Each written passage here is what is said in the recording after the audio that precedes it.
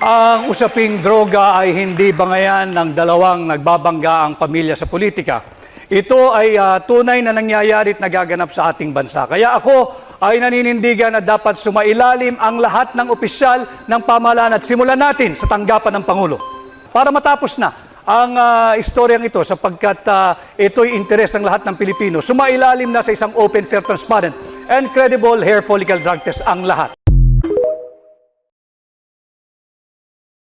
Ang usaping droga ay hindi bangayan ng dalawang nagbabangga ang pamilya sa politika.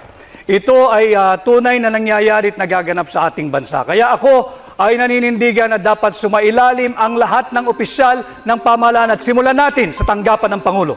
Para matapos na ang istoryang ito sapagkat ito'y interes ng lahat ng Pilipino. Sumailalim na sa isang open, fair, transparent, and credible hair follicle drug test ang lahat.